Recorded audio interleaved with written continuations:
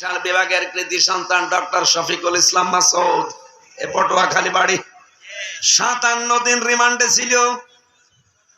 এমন কোন জায়গা নেই যে তাকে পিটানো হয়নি। তার এই হাঁটু হাড়ের 360টা হাড় আছে শরীরে, এমন কোন জায়গা নেই যেখানে প্রশাসন পিটায়নি। সব গুঁড়ো গুঁড়ো করে ফেলেছে। বাংলার ইতিহাসে 57 দিন রিমান্ডে থাকার পরে একটা যুবক মানুষ কোর্টে উঠতে পারে না, পুলিশে ধরে নিয়ে যায়, হুইল চেয়ারে নিয়ে যায়। বলেন তো, এত কিছু করার পরও জালেমরা তাকে এক চুল টলাতে পেরেছে? সে ঈমান এনেছিল কিন্তু তগুত ছেড়ে দিয়ে। কথা বলেন না কেন?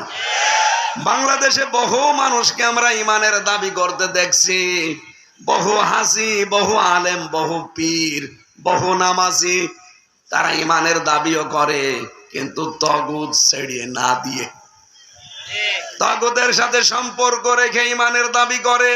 এজন্য ঝড় উঠলে তাদের ঈমান আগেই লিভে যায়। বাইতুল মোকাররমের সাবেক খতিব ঈমানের দাবি করতো, অথচ নৌকা মার্কা নিয়ে দাঁড়াইতো। তোর ঈমান থাকে কি করে? আপনি আন্দাজের বিশ্বাস না করে বাস্তবতায় বলেন, যে লোকটা নৌকা মার্কা নিয়ে দাঁড়াতে পারে, ও দেখছে যে 3 বারের একবারও ভোট হয় না। এত অত্যাচার, জুলুম, নির্যাতন চলছে একটা মানুষের ক্ষমতাকে কুক্ষিগত করার জন্য। তারপর আপনি জেনে শুনে নৌকা মার্কায় দাঁড়াতে গেলেন কোন কারণে? আপনার যে ঈমান নেই এইটাই তার প্রমাণ।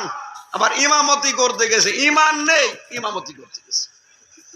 এই জন্যই তো জনগণ মেনে নেয়নি। পরে আবার গেছে, পিটিয়েছে জুতা দিয়ে।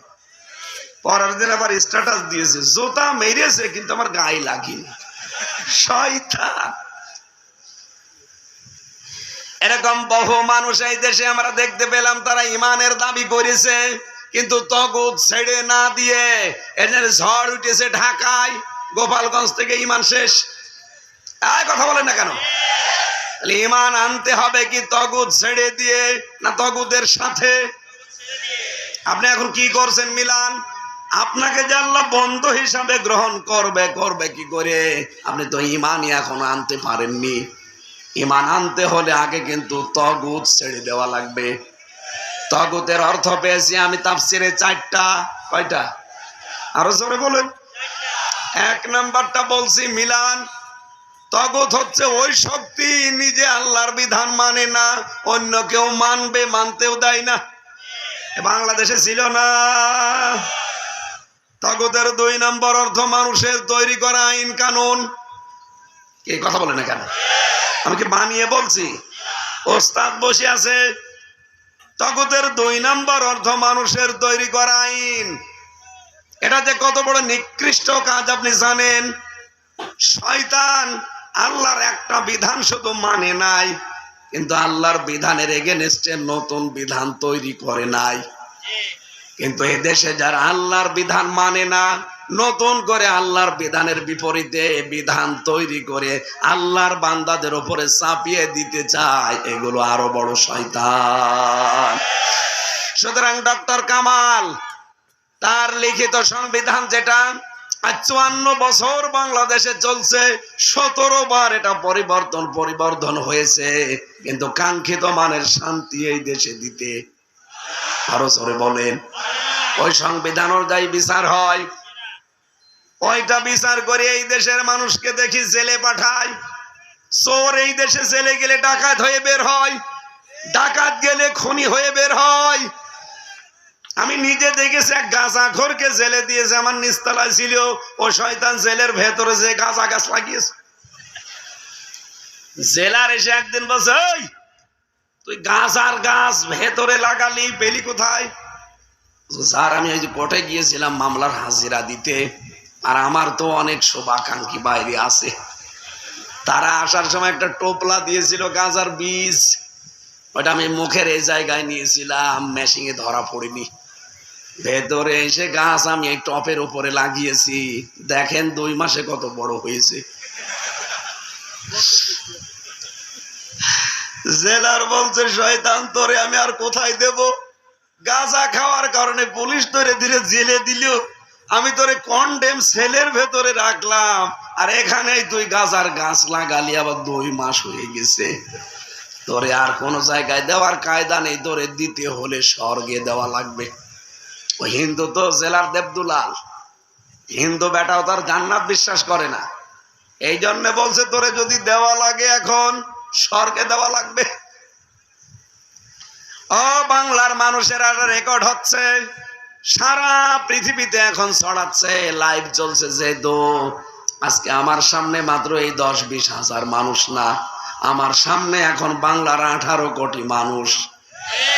সবাইকে বলছি 58-54 বছর ডক্টর কামালের লেখা মানুষের তৈরি করা সংবিধান দিয়ে কিছুই পাইনি আমরা, তাও 17 বার এটা পরিবর্তন হয়েছে। এ কোরআনে কারিমে আমার আল্লাহ একটা সংবিধান দিয়েছেন, সূরা ফুরকান, 77টা আয়াত আছে, 73টা ধারা আছে। আপনি এই 73টা ধারা দিয়ে বাংলাদেশের সংবিধান তৈরি করেন, 41 সাল টার্গেট দেওয়া লাগবে না। এই 73টা ধারা দিয়ে যদি বাংলাদেশের সংবিধান প্রণয়ন করা হয়, 41 ঘন্টায় বাংলাদেশ মিনি জান্নাত হয়ে যাবে। এটা আমরা চাই না সামনে, যেহেতু সামনে রমজান মাস, আর কোরআনে কারিমের নাম ফুরকান।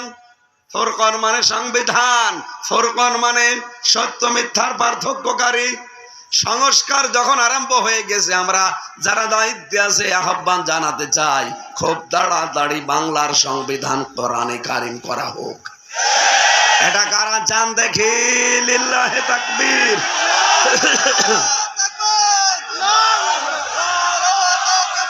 আলহামদুলিল্লাহ।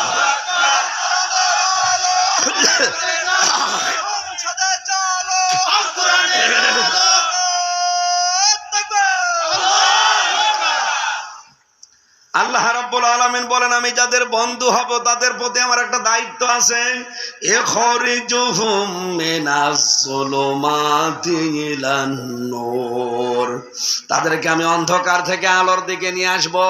এখানে যেহেতু অন্ধকার বলতে যুলুমাত বহু বচন আর নূর এক বচন, তাফসিরে মুফাসসির বলেছেন দুনিয়ায় যত নিয়ম নীতি আছে, যত ধর্ম আছে, শুধু ইসলাম বাদ দিয়ে সব অন্ধকার। 4500 ধর্ম আছে এই দুনিয়ায়, এখন ইসলাম বাদ দিয়ে আল্লাহর দৃষ্টিতে সব অন্ধকার। আর কথা বলে না কেন?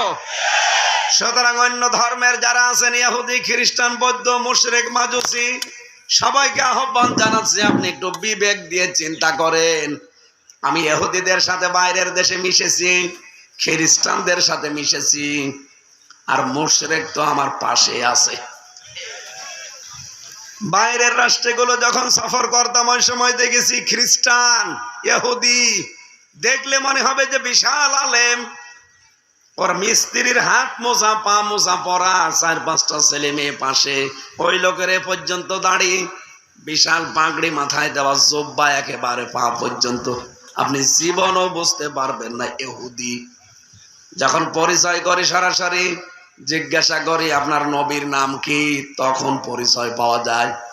নবীর নাম জিজ্ঞাসা করলে তখন বলে আমার নবীর নাম হচ্ছে জোসেফ। কি জোসেফ মানে? জোসেফ মানে মূসা। আমরা যাকে মূসা নবী বলি, ওরা তাকে জোসেফ বলে ডাকে।